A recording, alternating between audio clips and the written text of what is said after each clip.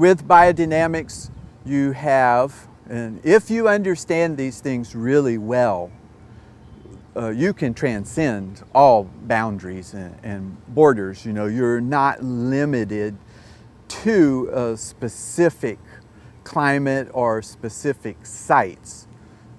Some sites are much easier than others, there's no question about that, but in biodynamics, you have what we call the concept. That's the idea under which biodynamics is developed, and it's a very simple concept, much easier to say than it is to do, and that is that the farm is compared to the human individuality.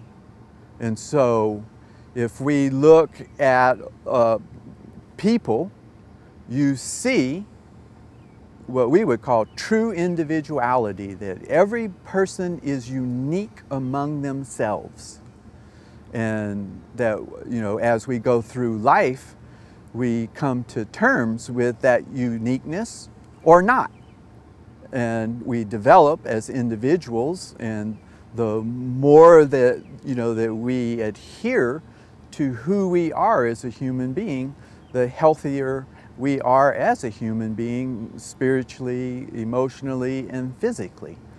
And so that same concept is used in the development of a biodynamic farm, and that is that every piece of property is unique. And so the process of biodynamic farming is the discovery of that uniqueness, and to unveil it, so to say, almost in the same way that a sculptor has just a blank piece of stone, and by removing things, something is revealed. And so it is with individuality. Usually individuality is just smashed and covered up because we don't in our society really promote it and or support it. So if you look at conventional agriculture, it's much more about a commodity type mentality than it is an individuality. And this is one of the reasons that I think that it's really taken off in the wine world, because it's one of the few agricultural sectors that has placed a true premium on quality.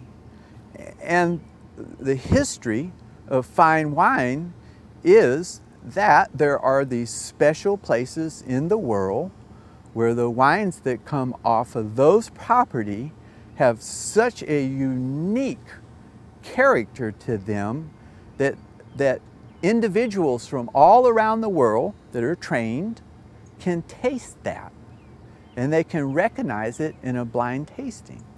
So there are very few other agricultural sectors where that's the case. And so, you know, this idea of developing a piece of property as an individuality is really well suited for wine. Now, in time, hopefully, we will begin to appreciate the local agriculture of different regions. I think, you know, for sure this has happened with cheese also. I mean, there are numerous agricultural things that you could point to where that is recognized. But I think in all honesty, you would have to say that the direction of agriculture is away from that, not towards it. Whereas, you know, what we're starting to see right now with this whole concern of ecology and energy use and all of that, I think we may see a change in the direction.